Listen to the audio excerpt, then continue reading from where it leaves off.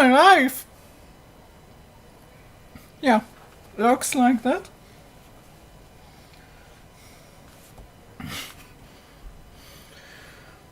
So, the topic of today's stream will be the oscilloscope.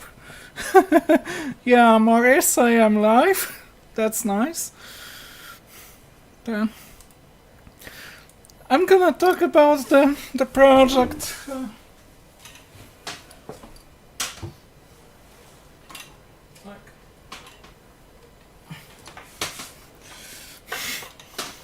This is gonna be the big-ish one.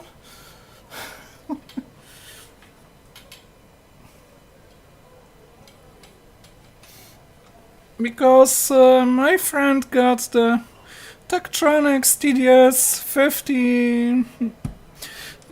5034B oscilloscope. Then the digital one from before 20 years. And unfortunately the scope was dead. She got it very cheap, but it doesn't want a scope. Then the software that runs on the scope doesn't want to start up at all. I think I was fighting the thing just to be greeted with error messages all the time. But yeah, I think that was the first option.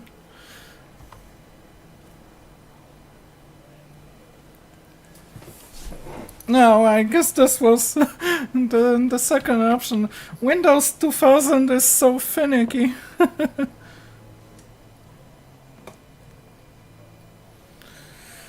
Okay, let's try this once again just to see if it was not a Tektronix.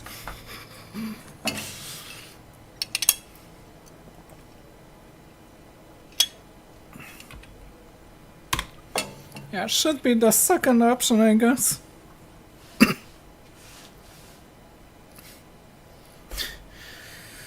But I got the OS running, but we'll see what happens when it tries to start up the scope software.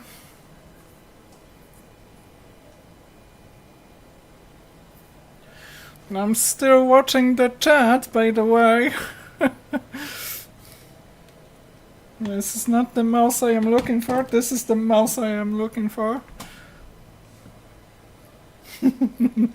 These are not the droids you are looking for.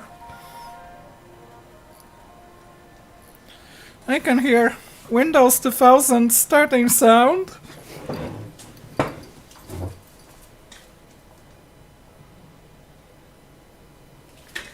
From the speaker above my workbench.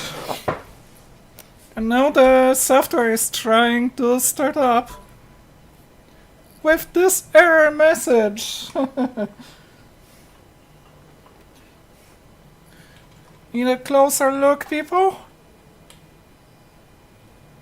Here we are.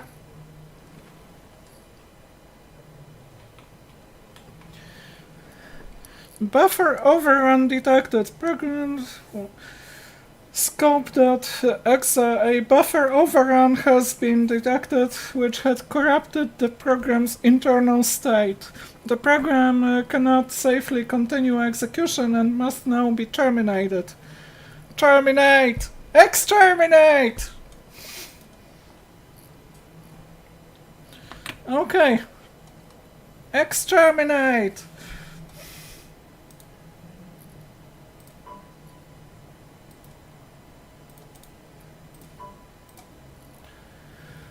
So yeah, I can run the scope software,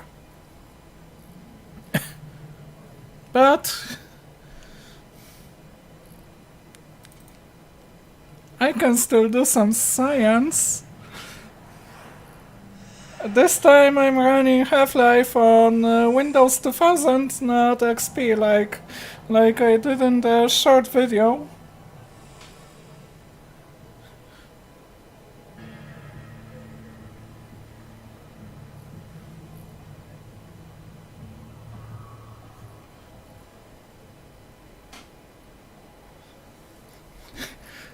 So, I bet that this is gonna be the weirdest Half-Life run.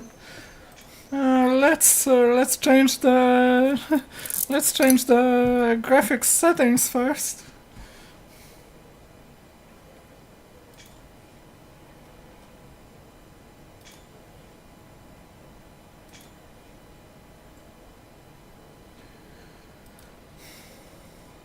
$640 by $480 should do the trick.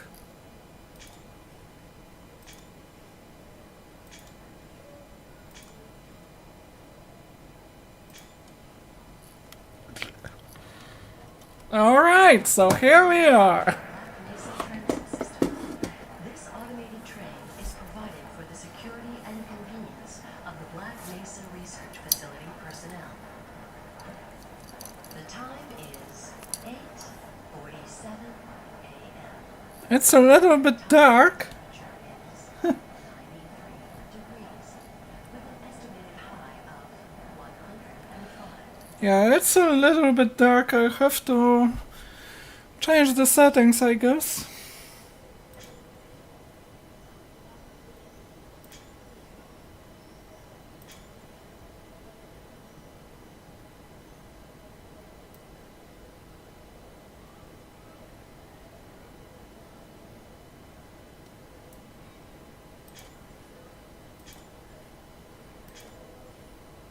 The Black Mesa compound is maintained under Yeah, I guess that's gonna be slightly better.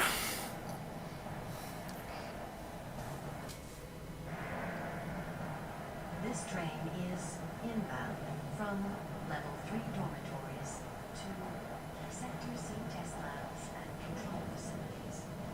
If your intended destination is a high security beyond Sector C, you will need to return to the Central Transit Hub in Area 9 and board a high security train. If you have not yet submitted your identity to the retinal clearance system, you must report to Black Mesa personnel for processing before you will be permitted into the high security branch of the transit system.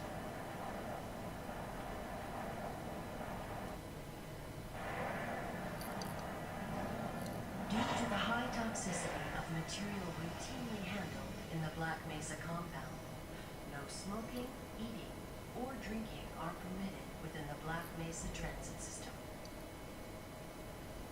Please keep your limbs inside the train at all times. Do not attempt Now that looks a little bit better than it used to. to halt at the station platform. In the event of an emergency, passengers are to remain seated and await further instruction. If it is necessary to exit the train, disable yourself. One of my favorite game series, Half-Life. Stay away from electrified rails. Then the first part was made in 1998. So it should run on Windows 98. Runs better on XP, I guess, but when I'm done building the retro computer and installing Windows 98 on it, I'll definitely install Half-Life.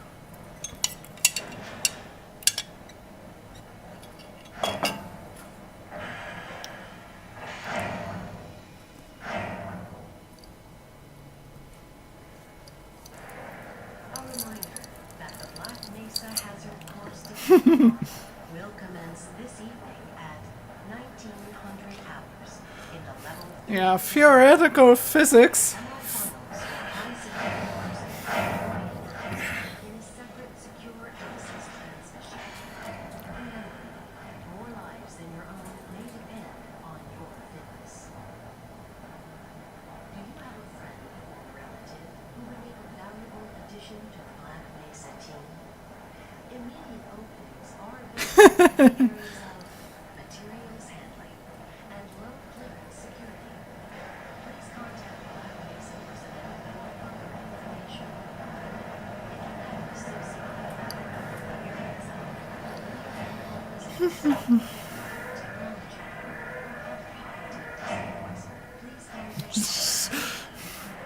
Yeah, Eduardo, it's not just a gaming stream. Just take a look at what I'm using for gaming.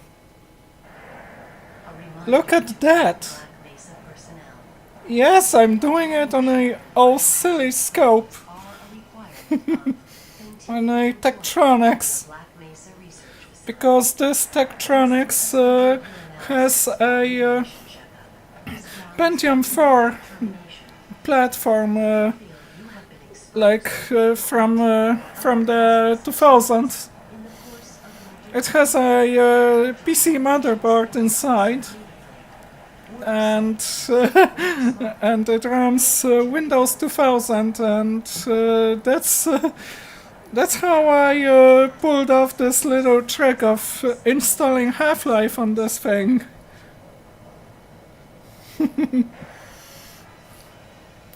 Because in the hacker community, the question that's often asked is, can it run Doom? And I was sure it could run Doom, but wasn't sure if it could run Half-Life. And Half-Life is quite a nerdy first-person shooter. I like it way more than Doom, and way more than Quake. Because in this game you are a scientist, you are a theoretical physicist who will have to take part in an experiment in a large research facility. Now we're on our way to work, and we can do some chaotic stuff before we get there.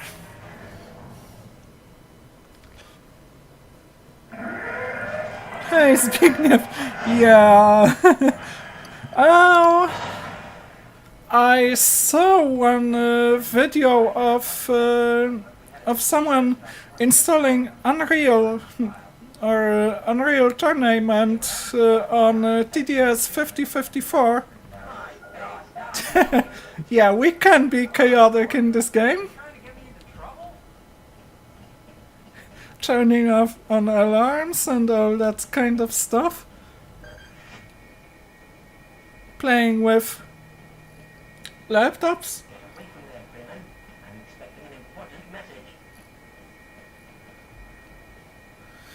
The colors, as seen on the scope, are slightly different than what the camera is showing.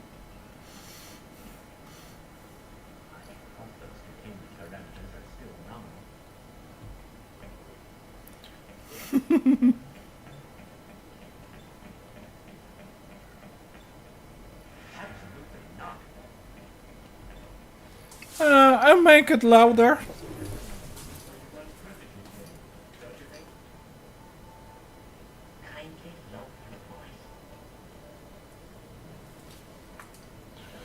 I got some ugly distortion on this system. Not too good for sound.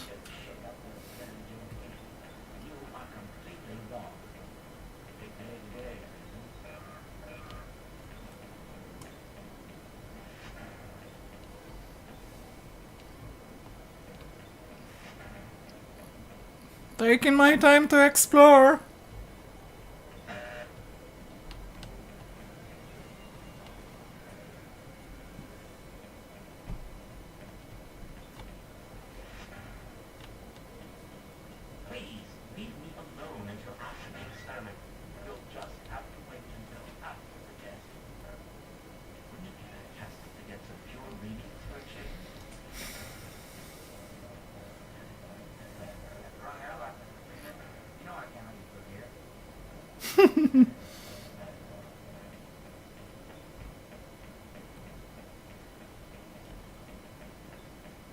Oh no, I'm running around erratically.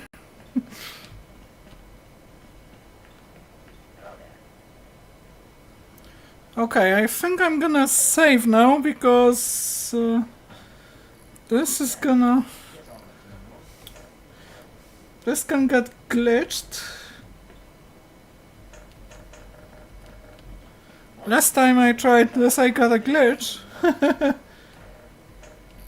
I couldn't move around anymore.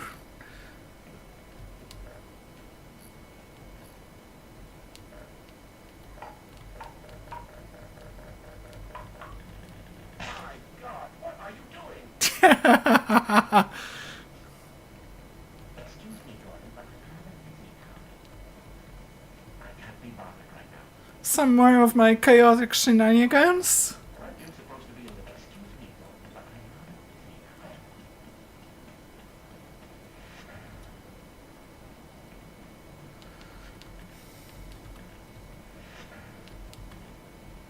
now. Okay, let's get some stuff. As I expected.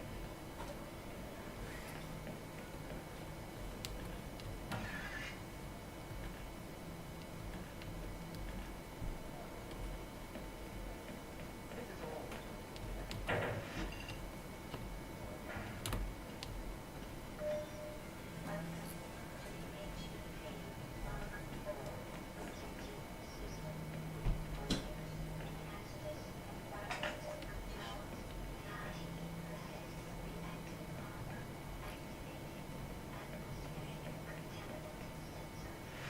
I wonder if I should find out.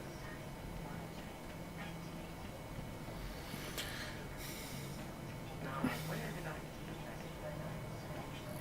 that? And let's go and do that experiment.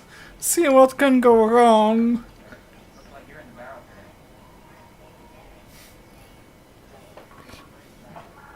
today. Hey Ola, the best gaming platform, right?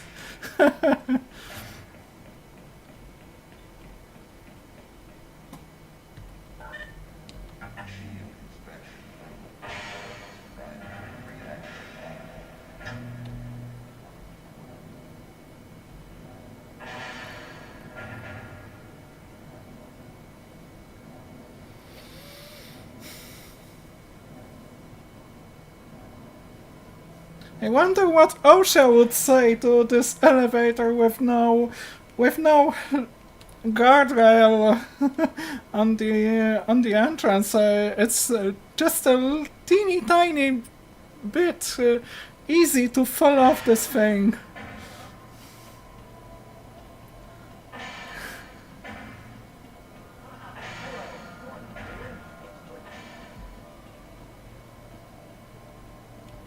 Are they having an oscilloscope in this thing?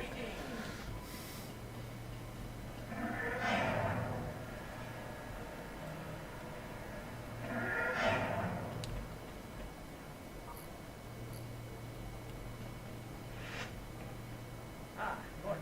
There you are. You just sent the sample down to the test chamber. We've boosted the anti-mass spectrometer to 105%. And yeah, we'll up the actual resolution. The administrator is very concerned that we get a conclusive analysis of today's sample. I gather they went to some lengths to get it.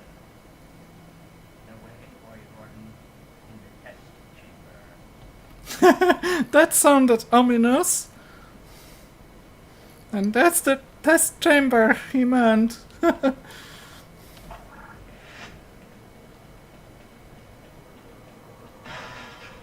to go critical.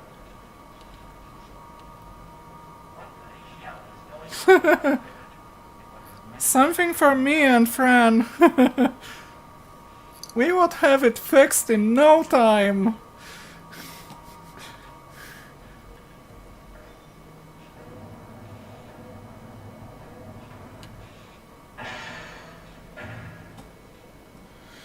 Oh no, it's another of those OSHA incompliant elevators.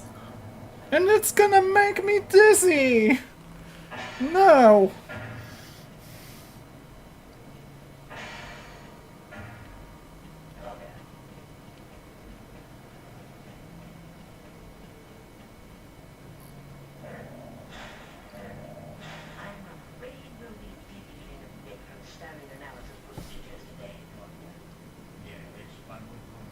Hi Trina, nice to see you here. Purest sample we've seen yet.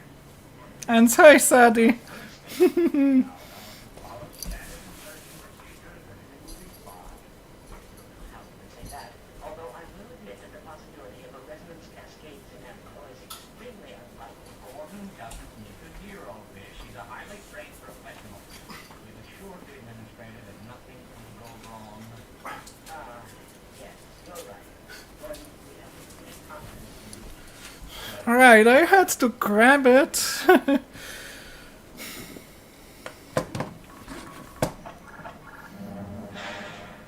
One moment, please. Yeah, I had to grab it.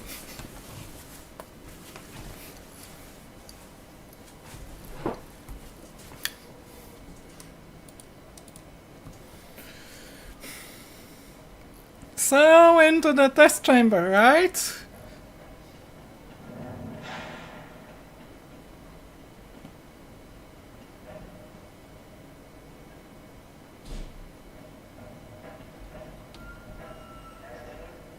Testing. Everything seems to be in order. All right, Gordon, your suit should keep you comfortable for all this. The specimen will be delivered to you in a few moments. If you would be so good and climb up and start the rotor press, we can bring the anti-mass spectrometer to 80% and hold it there until Keri arrives.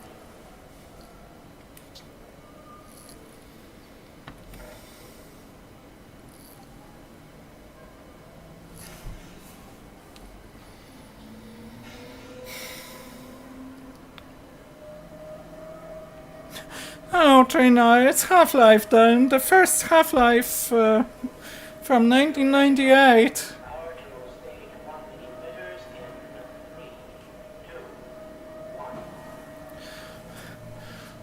1. Don't ask if you can run Doom on this thing, ask if you can run Half-Life.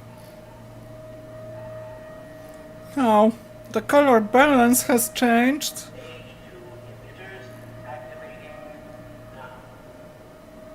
Maybe I should turn on the light.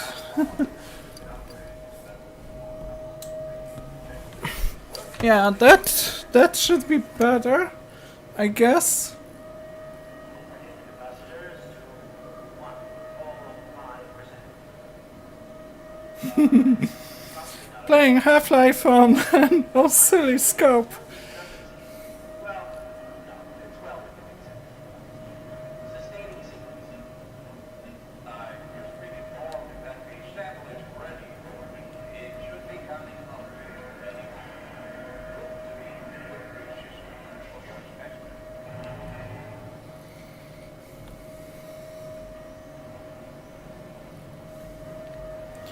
Okay. Let's do it as intended. Something is wrong.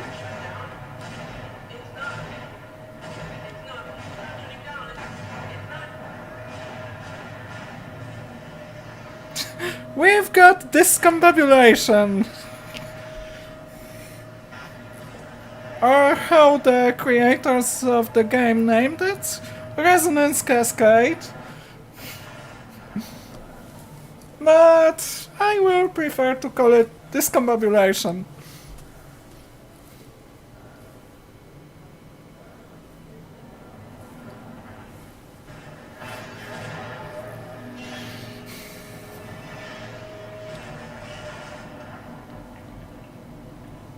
I'm not saying it was aliens, but aliens.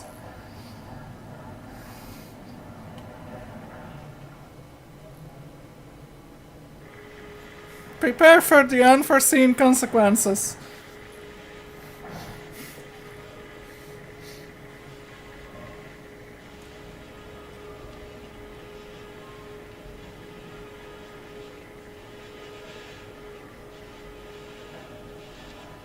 What a big fucking mess.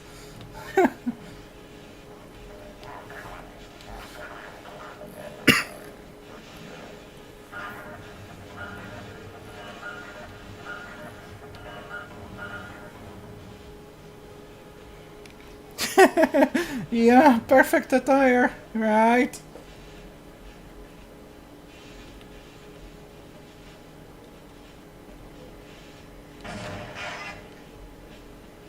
It's a dangerous place.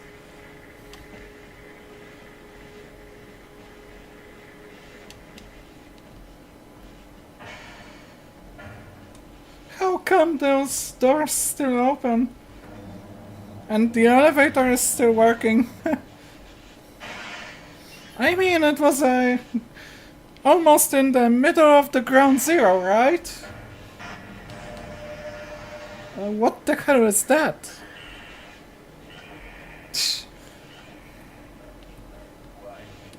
It doesn't look too friendly, right? I never thought I'd see a refuge that big and lonely neighborhood. Fortunately, you're alive. Thank God for that hazard suit. I'm afraid to move it and all our phones are out. Please get to the surface as soon as you can and let Yeah, Ryan Labs. Video games, and not just a video game, the video game.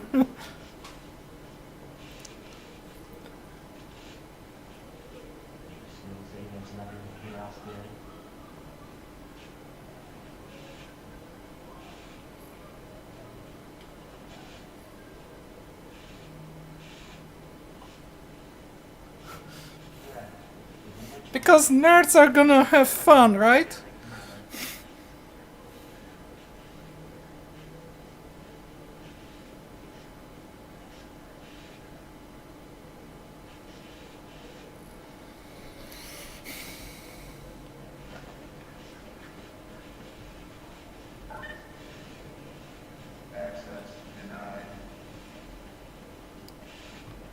Okay, I guess I'll have to bring one of those scientists together with me to open the door.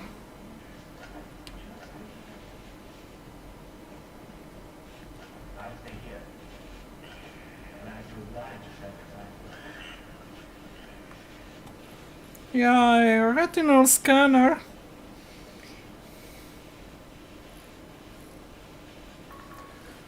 So this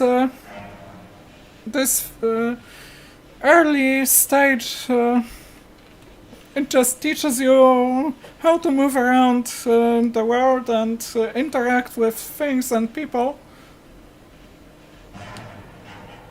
And there are dangers around.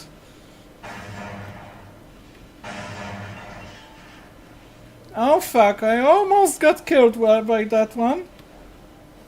Should be more careful.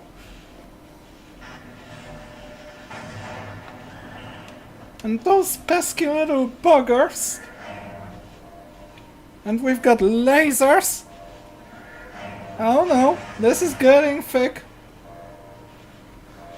This is getting thick. Run for it! And we got a crowbar, the most iconic of Half-Life's weapons. And it carried on through all the way through Half-Life 2 and Half-Life 2 Episode 1 and 2. And the ocean compliant elevator here.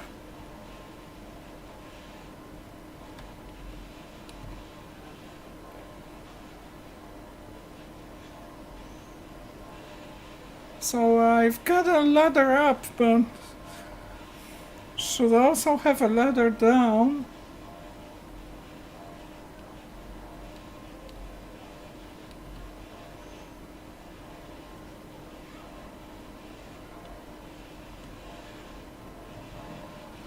Nah, I guess don't bother.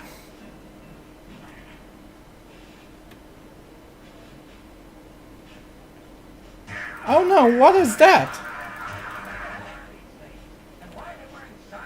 Zombies!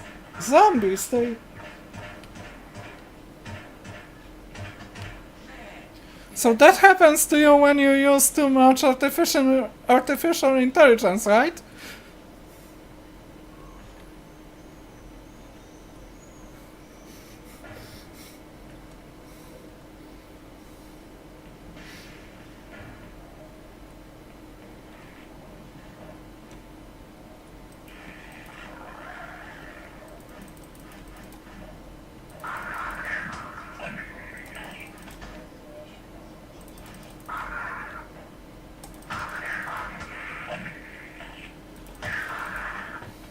shit, I'm at 26% of health. Give me some first fucking aid.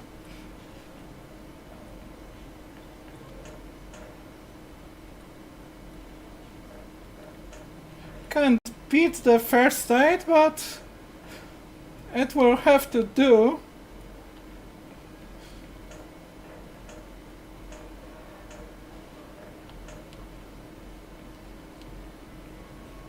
If you can't have medication, you can have soda. At least it's good for your mental health.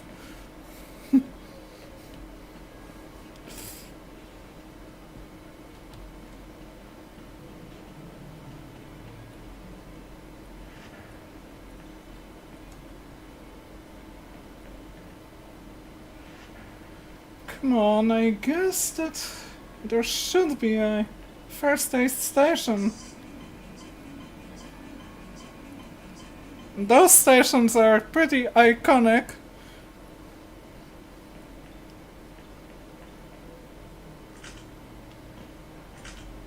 And we've got some ammo from Guthrie. Thank you, Guthrie.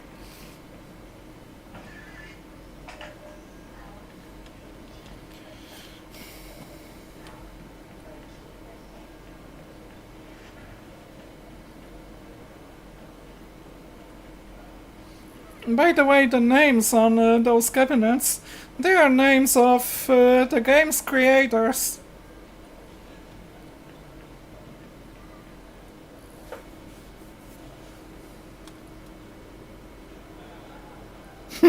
Now you made it a video game console, so no schematics. Well, the problem is that the service documentation for the DDS 5000 series scopes, sure, it has calibration instructions, it has software service instructions, but no schematics at all. So now I can turn off the alarm. Can't turn it on. Can check my mail.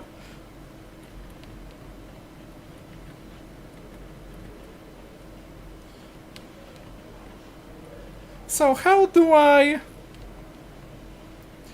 Golf Tango Foxtrot Oscar?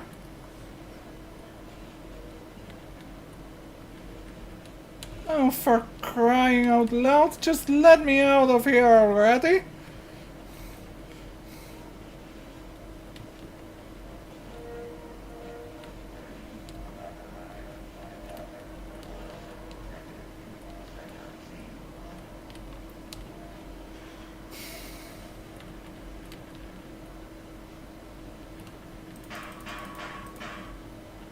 Ain't gonna get out. Have to stay determined and carry on.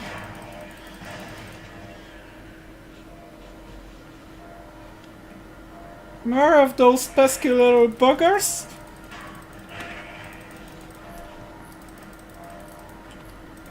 Come on, just die already. Oh shit, I'm stuck. I'm stuck. Can't move. The game glitched.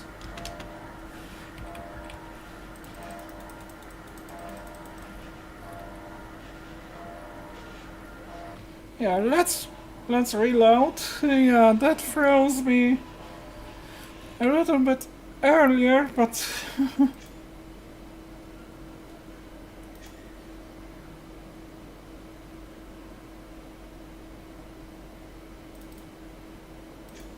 yeah, try the autosave.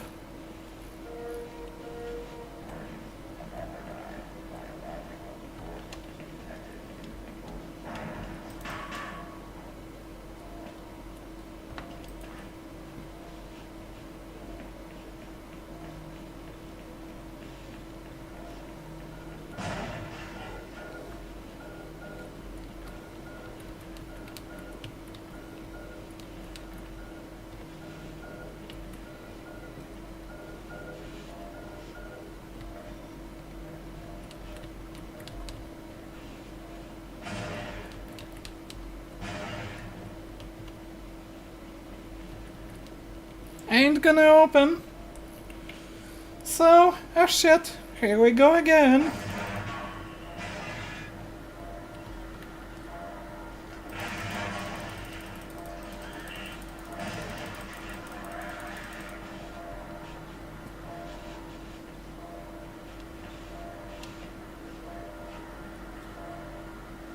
I can hear another one.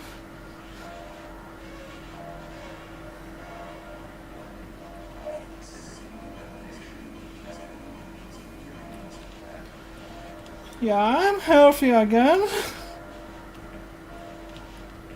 Wish it was so easy in real life.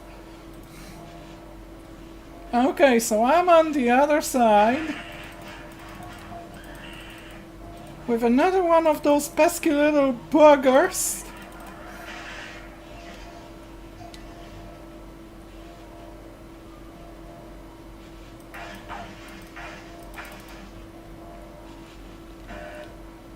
Can't get there, I guess.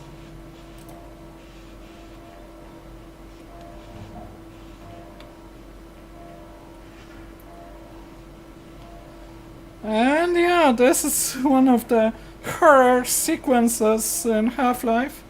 It would be even more surprising if we didn't run into those zombies earlier.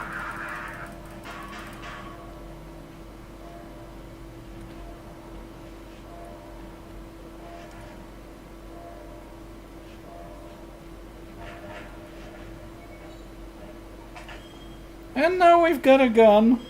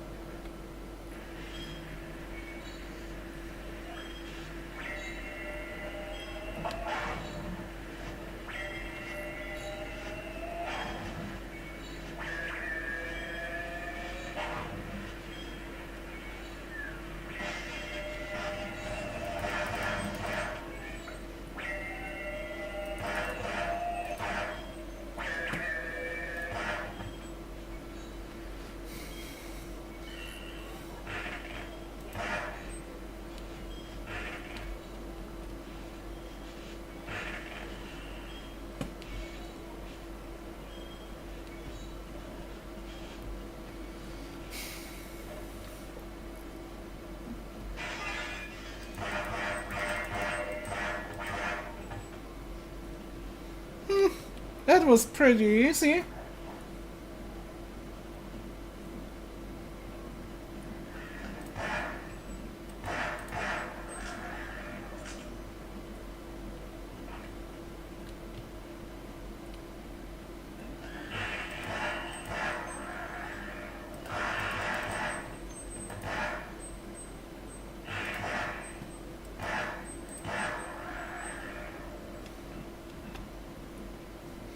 Yeah, if I was a little bit quicker, I could have shot those gas canisters.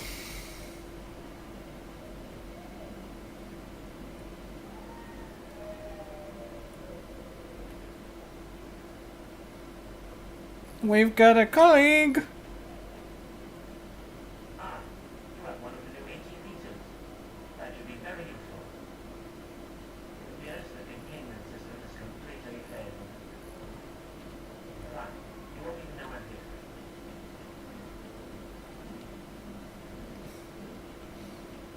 He looks a little bit like Einstein, right?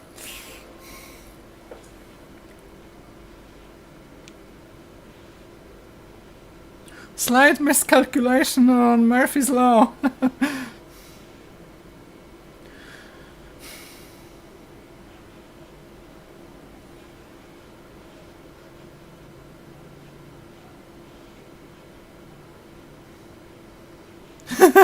Hey, Zizek.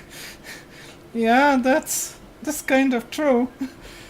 I know that asteroids were stock installed on some HP gear. No, fucking Einstein, where are you running away? Yes, let's go. I need you to come to the retinal scanner.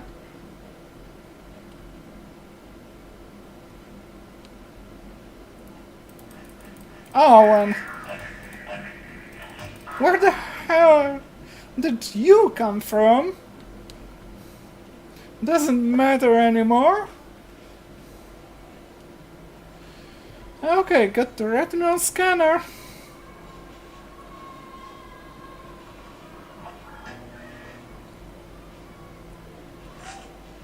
Got some ammo and grenades.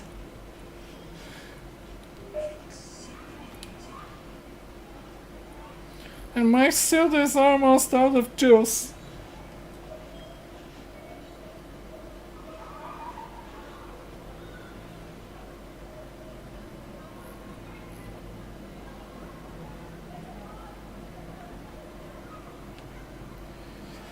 Yeah, I guess that having a handgun is the safest option now.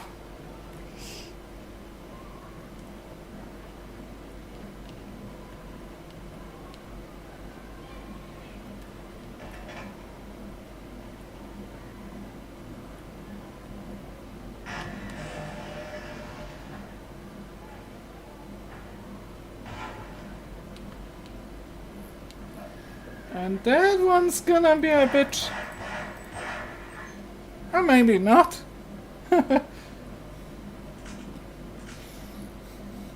Those buggers! They shoot electrical discharge at you. Very nasty.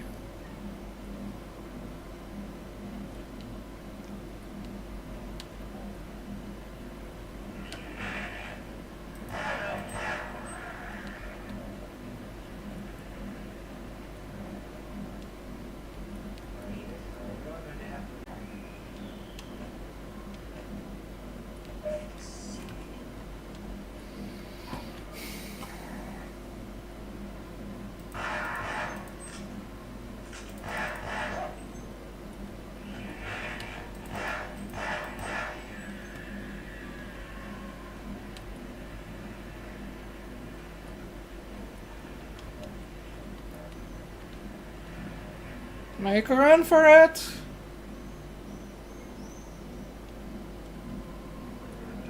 Or we're gonna fucking drown and we don't want it.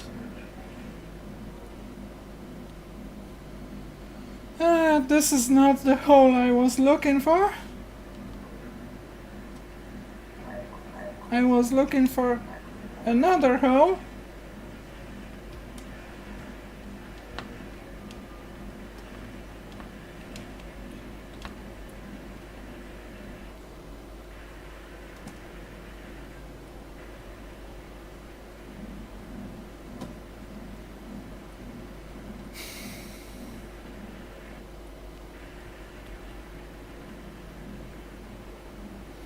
And this is the Akira elevator.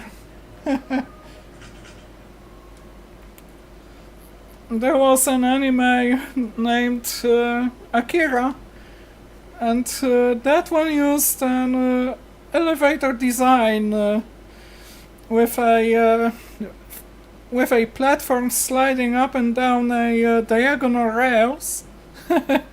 And this is an almost direct reference to that anime. I guess that I will need a crowbar because I'm gonna have those pesky little buggers coming.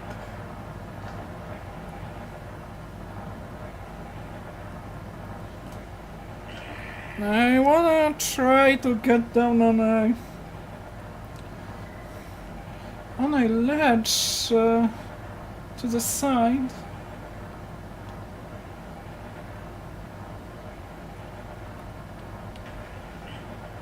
Yeah, coming soon, coming soon, coming soon. Don't miss it, don't miss it!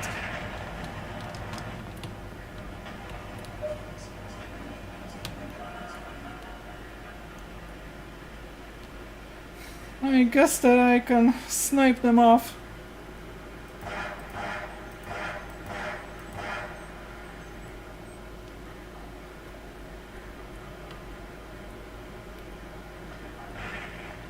Where the fuck are you?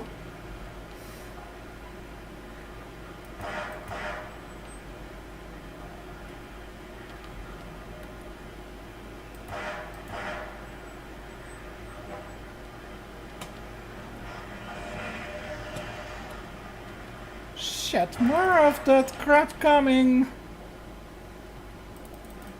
I know you're here. I know you're here.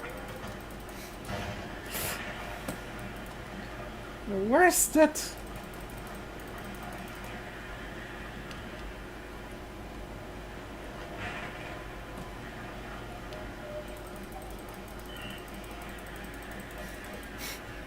Like, holy shit, ain't your mother got more of you?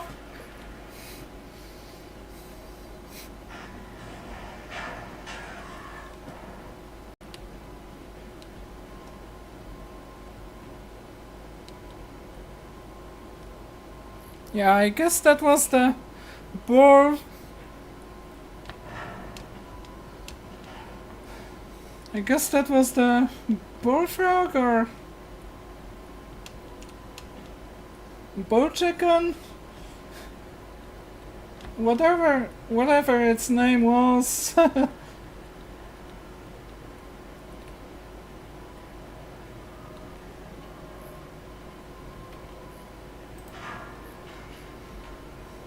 Flashlight to the rescue.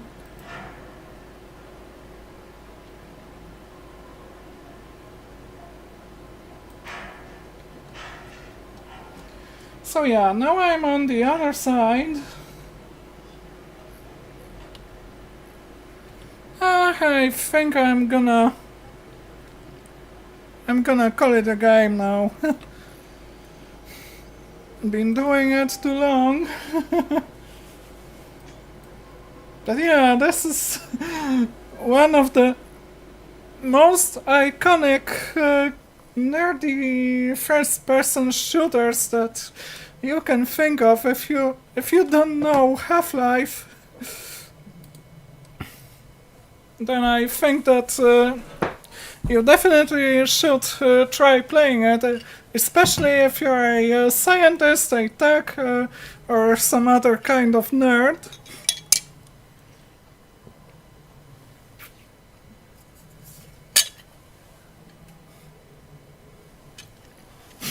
That's the kind of nerd I am talking about.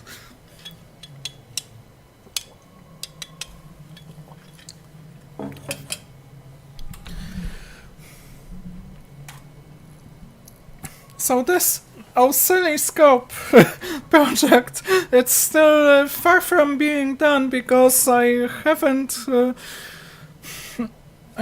managed to get the scope software to run on this thing. I might be trying another method of restoring the image, the HDD image from a working scope, but I might need vintage tech scope help with that. I have an image, but I'm not sure if it will work with this model of the scope, because it's an early one that had a IDE hard disk inside, not SATA, IDE. I can show you because I've got this very disk.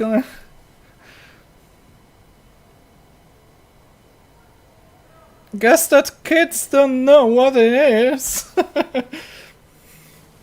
It's a Hitachi Desk Star. 80 gigabytes. Just a teeny tiny 80 gigabytes. That was a lot of space back in 2000s.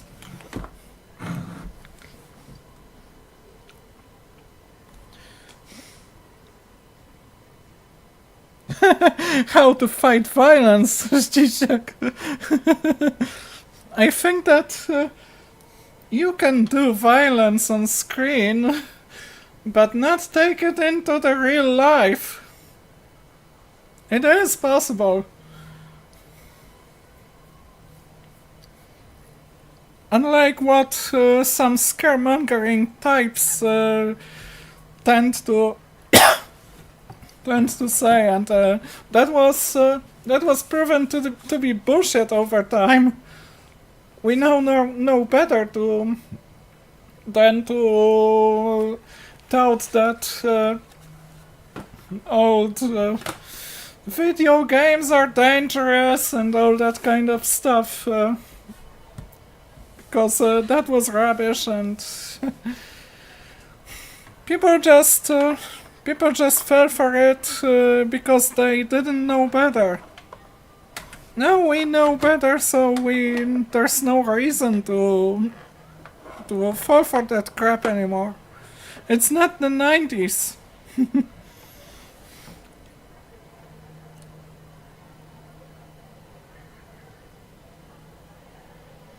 Tour guide. My tour guide experience. I don't really have any tour guide experience.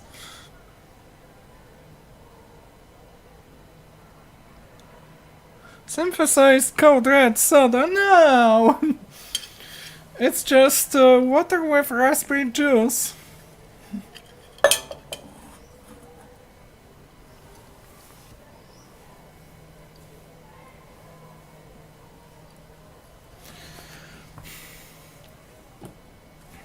So maybe maybe I should show you some old tech. Old tech and something more modern.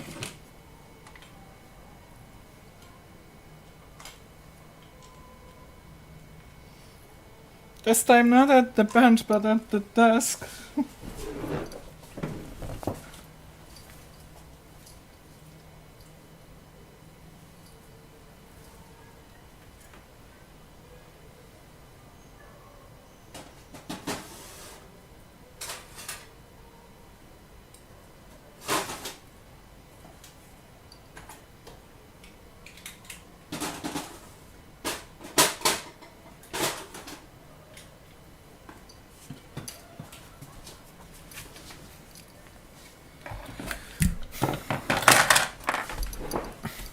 Yeah, some little tinkering.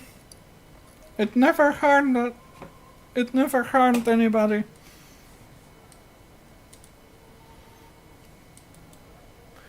So let's change the view.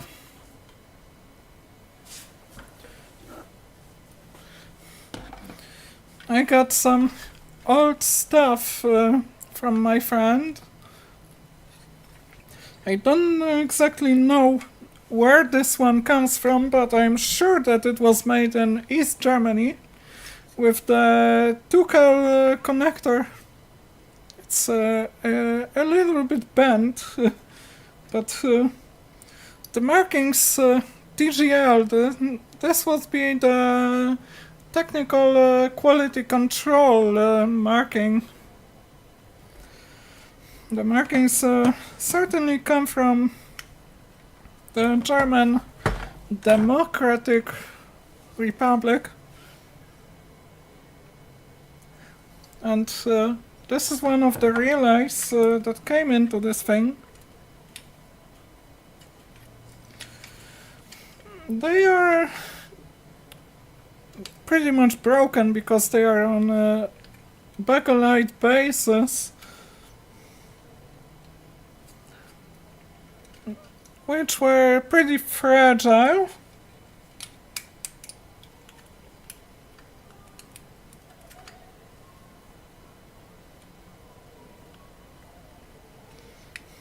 This one is quite tarnished, corroded, and the ones that stayed in the sockets, they look a lot better.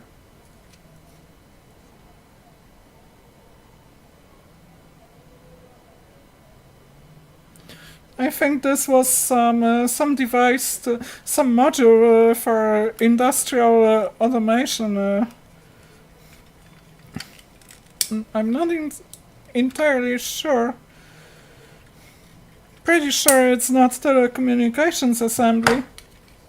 More like industrial automation or even logic. Yeah, and the socket was screwed to the metal frame.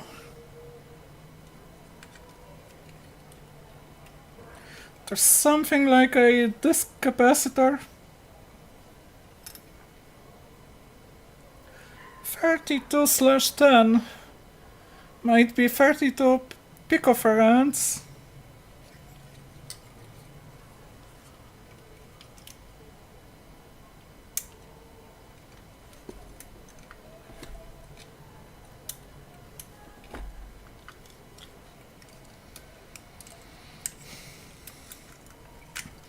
And all the cables are laced together, just like they did it in the old days.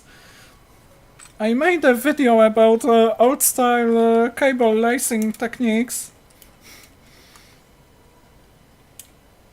Might be worth checking out, if you're interested, of course.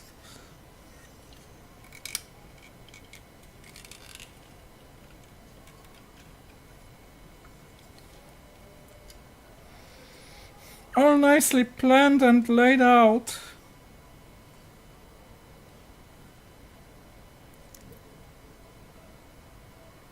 Thing of beauty, if it wasn't so discombobulated. Guess I'm not gonna use it as it is. Not gonna use it and not gonna fix it or take it apart, but still a fun thing to show you.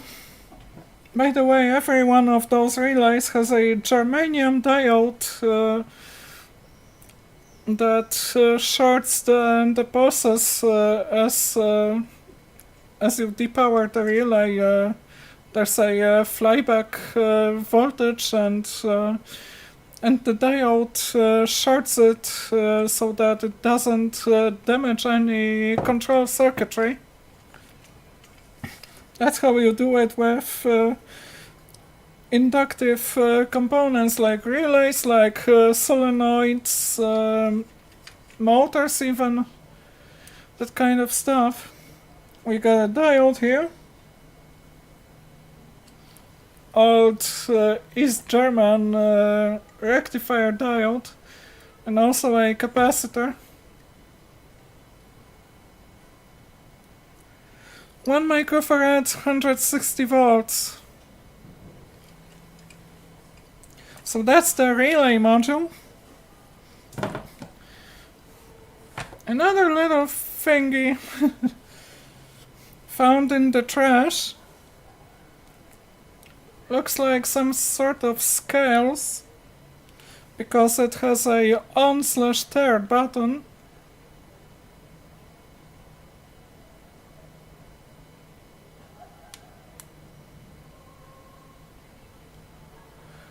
The display is coming up and we've got 0.3 per 0.4 grams. Let's stir it. It's 0. And if I press on this metal end,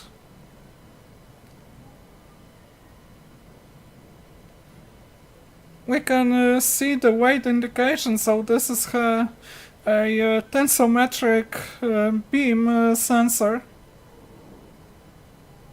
And it goes up to 500 grams. I'm not exactly sure what this scale was used for. Has a CR2032, then the regular run-of-the-mill CR2032 battery for power in it. So let's look what's inside. Camera, come on, focus.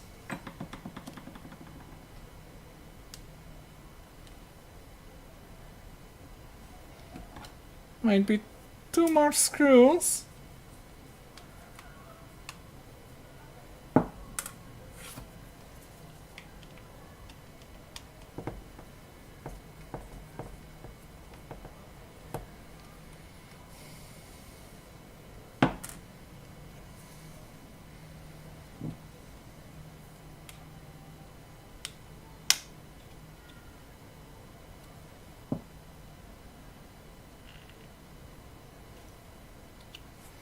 Guess that there's one more under the battery.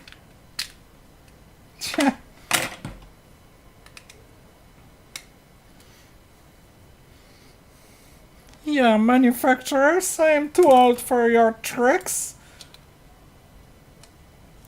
So indeed, we've got a tensometric beam sensor, the battery compartment, and a printed circuit board with the measurement and display circuits. We've got a lot of test points on the board. So in the factory it was all calibrated with a nail bed assembly. Look at how many of those test points are on this board.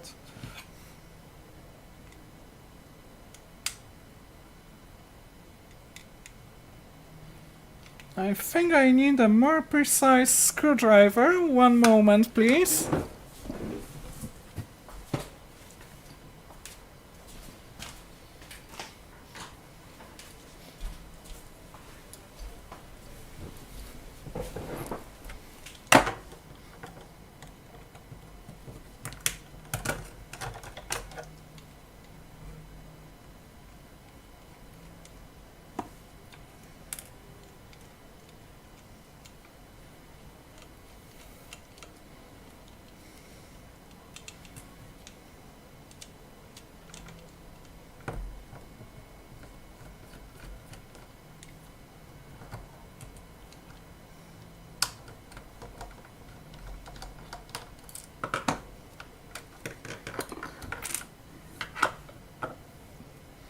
So we've got 3 dome switches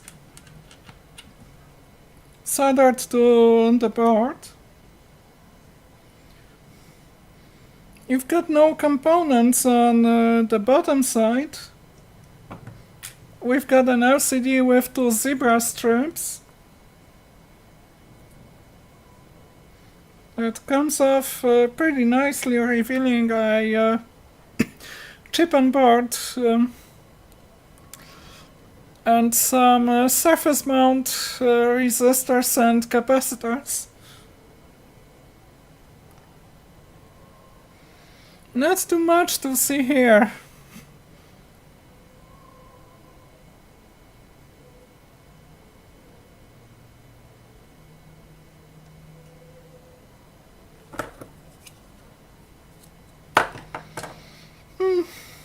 I'll just take it apart, I've got no use for it.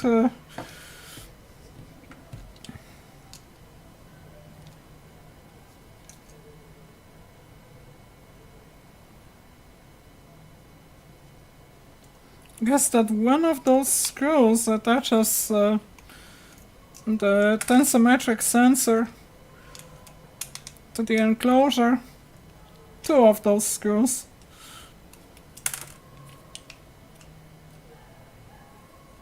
So this is how a tensometric sensor looks like.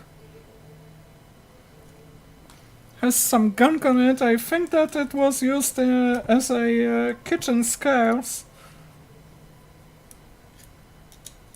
Some duff residue or something like that. So the proper sensor is attached to the metal under this silicone blob,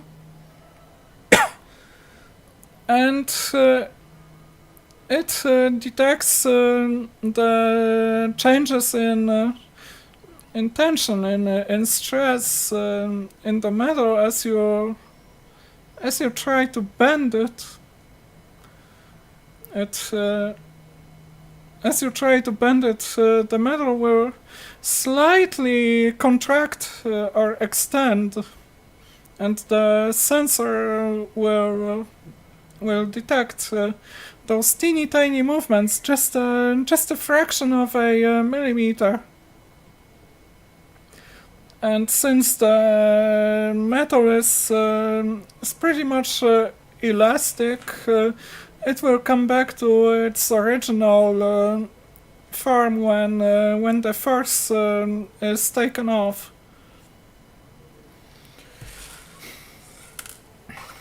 So that would be for the tensometric sensor. I also got some new tweezers found in the trash. Very nice tweezers. They were slightly bent on the end, but I straightened them, and they will be pretty nice for doing precise surface mount electronics work. Like we have 0402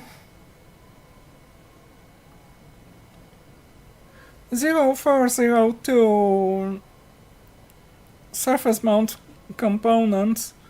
Come on, focus. That's better. I think that with those tweezers I can go down even further.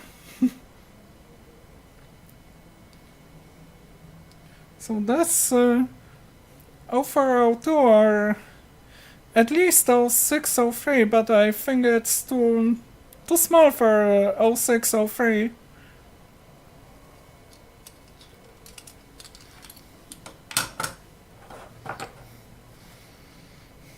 Some Lanke's Switzerland standard. So I guess that was made in Switzerland. ST15.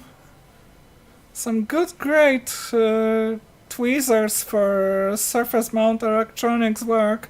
Definitely gonna come in handy, and I got it for free because it was found in the trash. Another one looks pretty much like run-of-the-mill tweezers made in China, but still nice.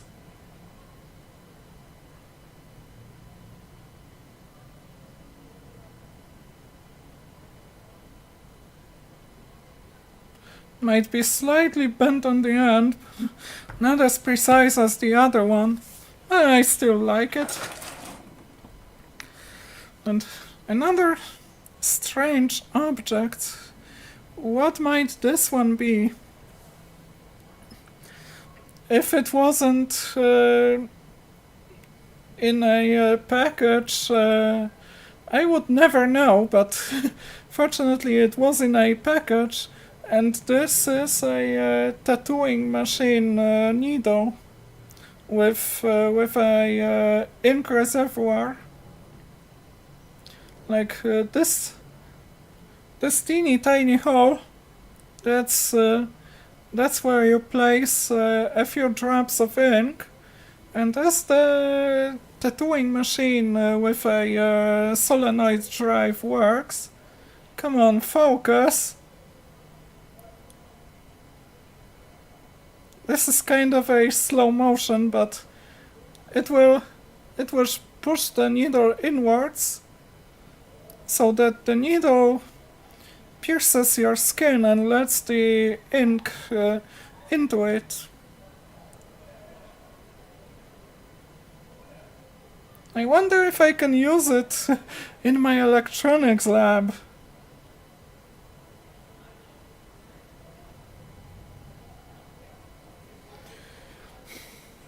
You can even remove the needle itself. Guess it's made of acrylic or some other plastic material. I don't think it's glass. The needle itself is quite thin, and it has a silicone element, a silicone gasket that also acts as a spring so that the needle returns to its position.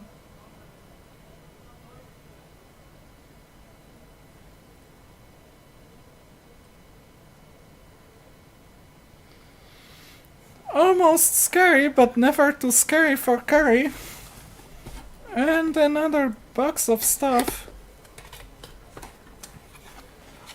Got it from my friend. With a bunch of vintage electronic components and one project that I was doing with some old LED modules, trying to make a few working ones out of a lot of dead ones. But we've got vintage TO3 transistors made by Tesla, none of that elongated muskrat rubbish. The real deal from Czechoslovakia. KU607VB. That was a transistor for switching applications, like voltage converters or something like that.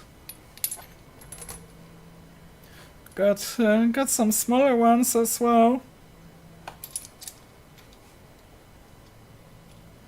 An unmarked one, probably a Polish germanium power transistor like ADP673 or something like that. ADP672, definitely a germanium power transistor. It has an emitter and base markings on the bottom side, and the enclosure itself is a collector.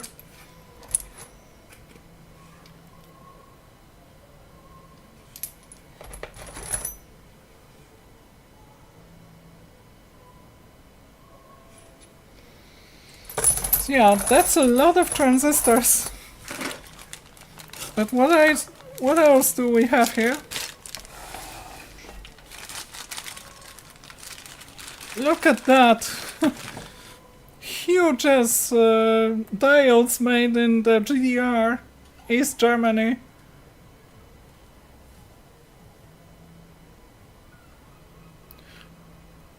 As a matter of fact, I've never seen diodes in this type of package, and this is M8, metric 8 machine screw thread. I only knew M6 threaded diodes, but not M8. Of course, that's nothing compared to industrial thyristors, but yeah. And we've got some more East German diodes. Those are, in fact, Zener diodes. SZ600/12, and we've got a symbol of a Zener diode with a cathode on the threaded end.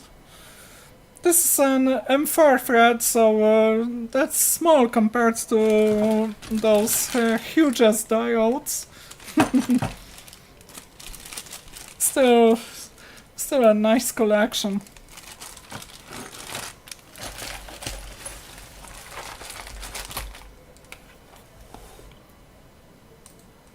So that would be a few a few artifacts from my lab.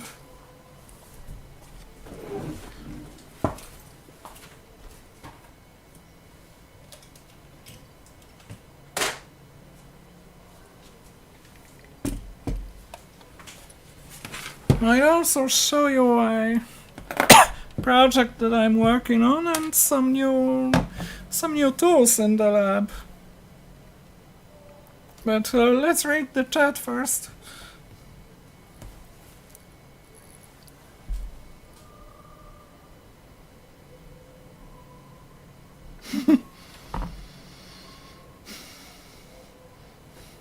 What am I taking apart here? I think that was kitchen scares.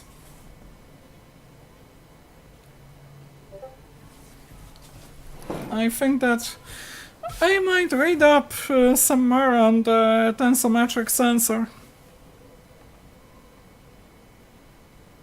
It's probably a whetstone bridge, possibly. How many wires does it have? The sensor itself, that's 4 wires marked E+, E-, S+, and S-. So E might be the power going to the sensor, and S might be then the sense lines going to the meter. I'm not sure.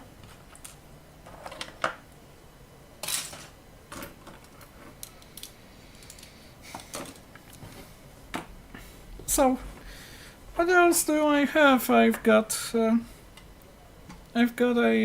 PCB stand. Bought it pretty recently.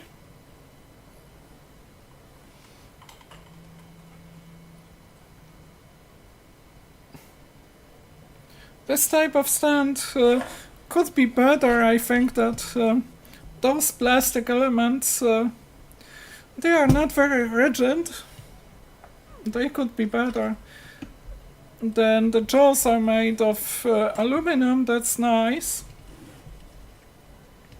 Can pull them back and get the bird out.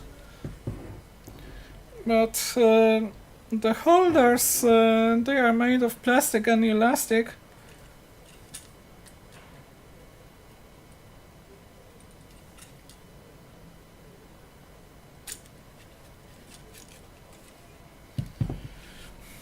I think that if they were made of die-cast aluminum, they would be a lot more expensive, but also a lot more durable.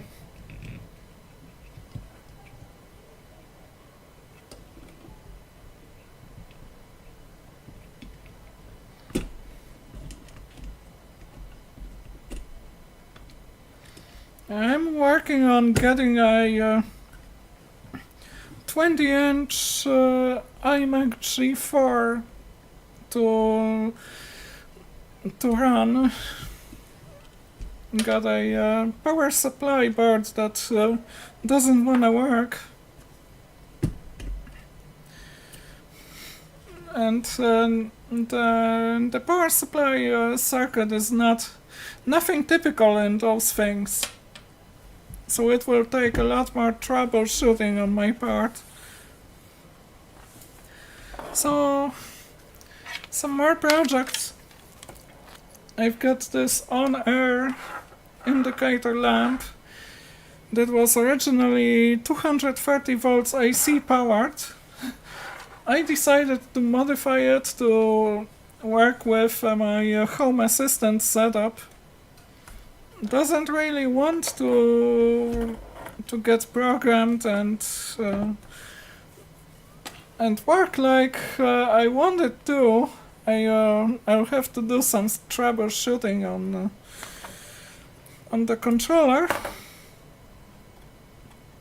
because it uses an ESP8266 board.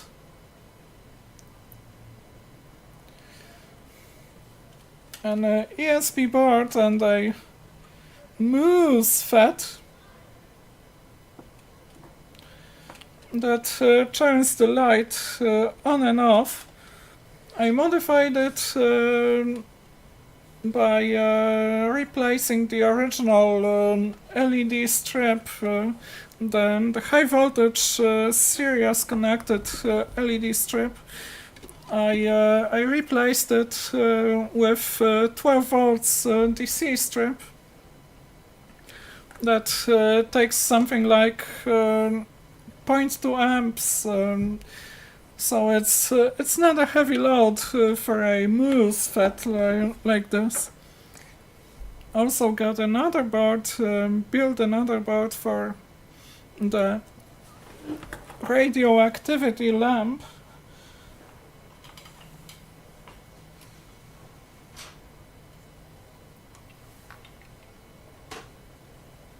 The one with my logo up there.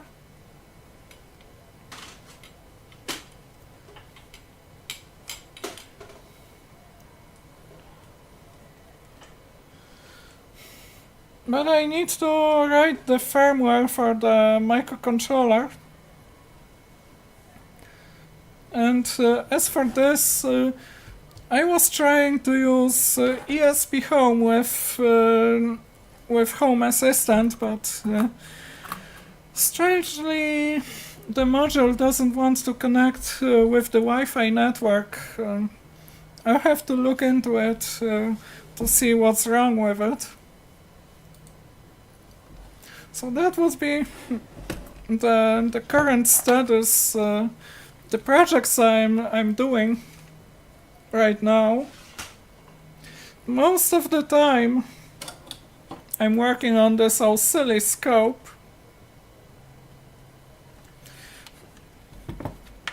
Like I was trying to get it up and running at my friend's place, but turned out that it's gonna take so much time that I better bring it to my lab and work on it almost all the time.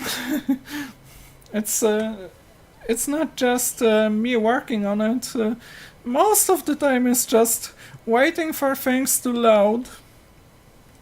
And yeah, for the disk image to get written to the solid state drive, or even more so hard disk, that takes a lot of time.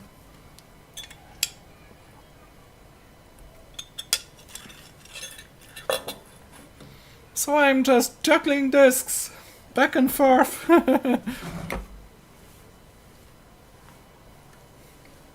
Keri, the disc juggler, the disc jockey. The HDDJ and SSDJ.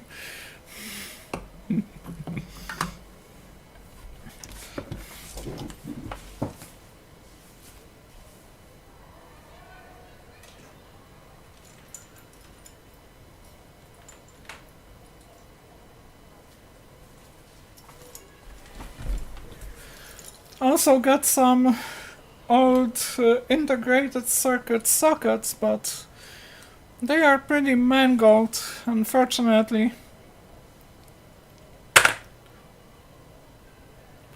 Discombobulated. Might still work as a source of spare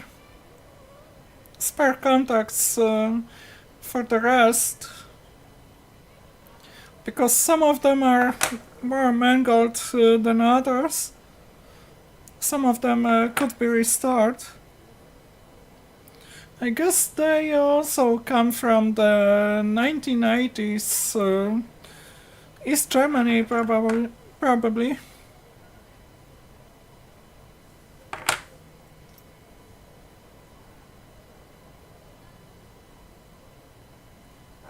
Gold plated, that's nice. Badly mangled.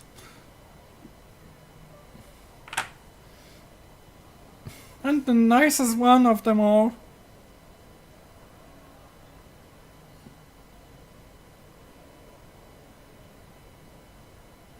I could have used, if I only had this when I was working on the LEL PSR rhythm synthesizer or drum machine. I could have used it for an adapter for programming the Russian EEPROM chips. But yeah, I guess that was not the time. This is the TIP 24 wide could be perfect for those old ROM chips.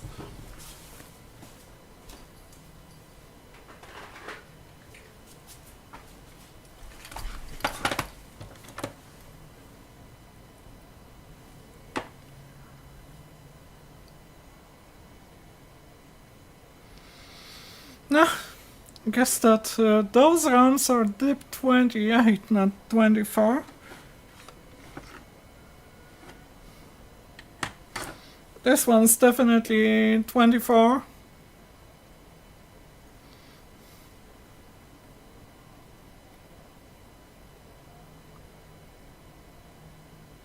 It's not.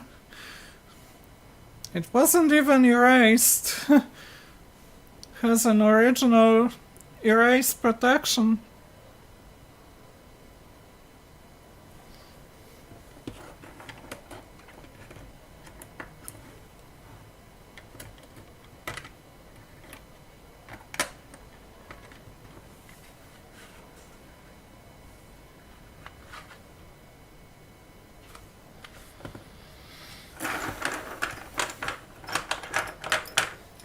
Oh, by the way, I almost forgot about one little experiment.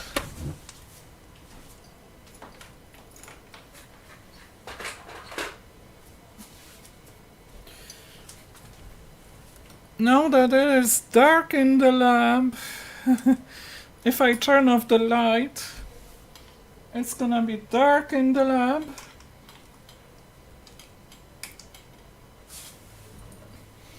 I've got this UV flashlight.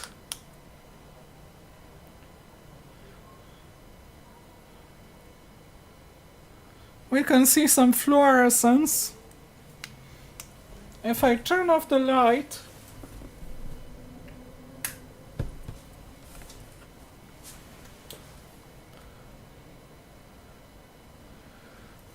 I think that I should change the view to the other camera.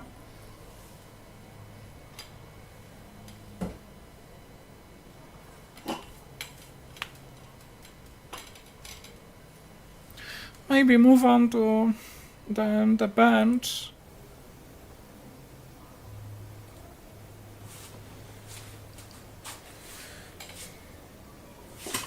So here we are at the bench, looking at the component storage, the drawers.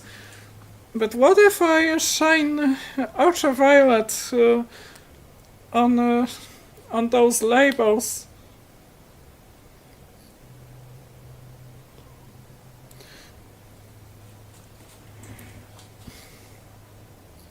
Some of them are darker than others, like this one is shining bright while this one is not. Turns out that some labeling tapes are fluorescent and others are not.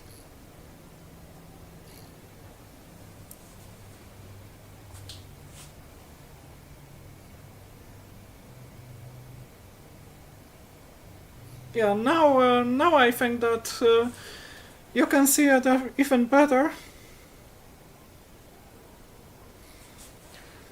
All the labels are white, but some of them are fluorescent and others are not at all.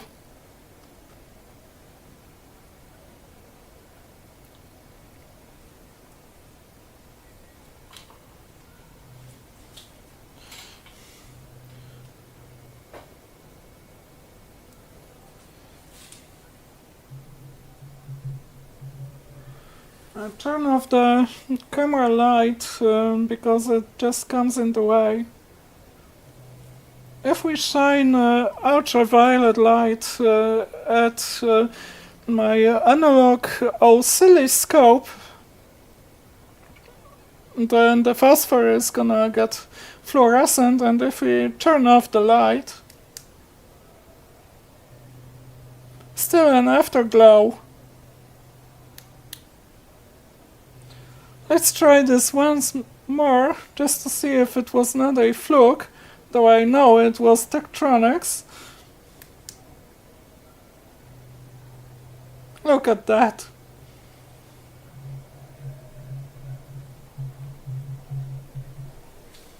Pretty cute, isn't it? Let's try looking at the stickers on my workshop laptop.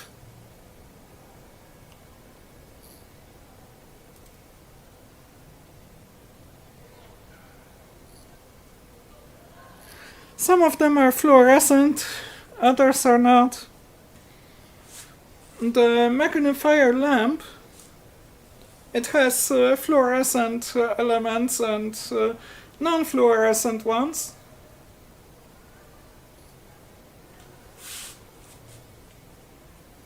Like those inserts and the knob, they are fluorescent. Looking at the paper, theoretically it's all white paper, isn't it?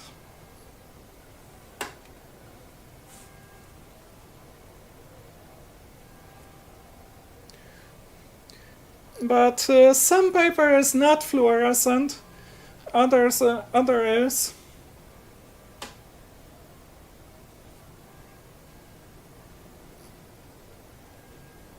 Like the big schematic,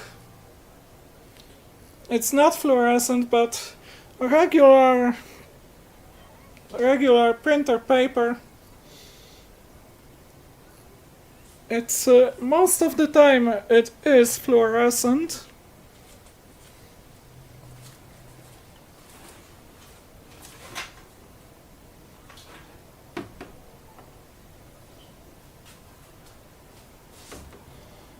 The robot vacuum cleaner enclosure, it's fluorescent.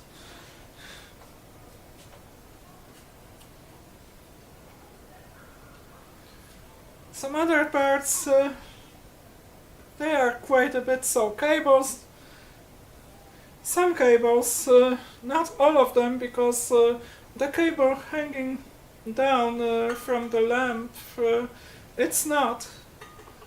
But the cable here,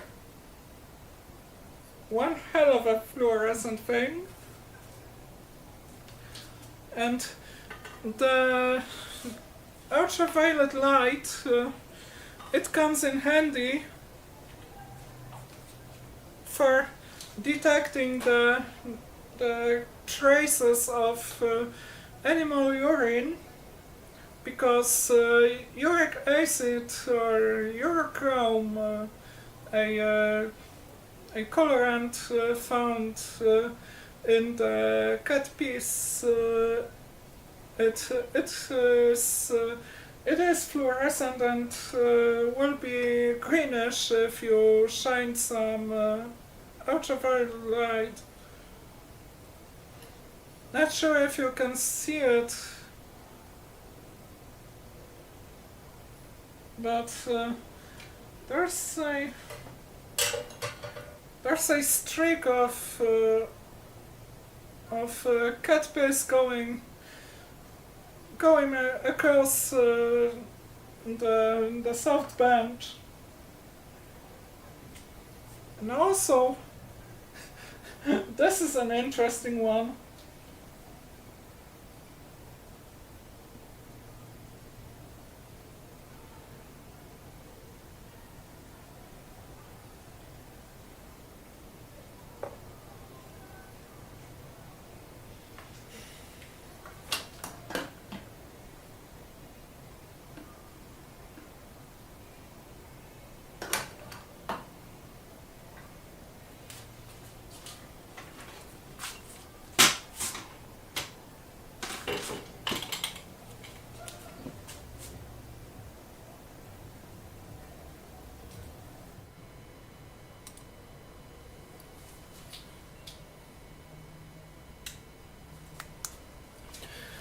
So that would be a little experiment with fluorescence and ultraviolet light.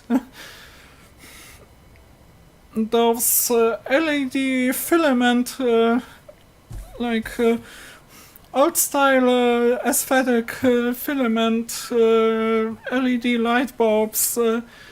They in fact are fluorescent. They have phosphoron in the diode elements. If you shine ultraviolet at it, it will start to glow. Pretty cute, isn't it? So it's after 10 p.m. already. Guess that it's gonna be time to wrap it up and end the stream.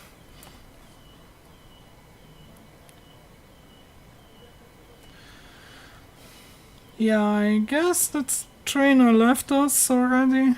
Yeah.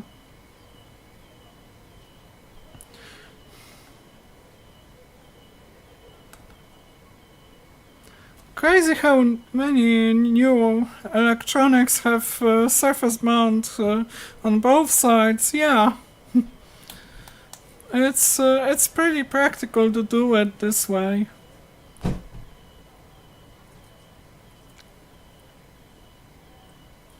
Sharpen the tweezers with sandpaper could also be an option.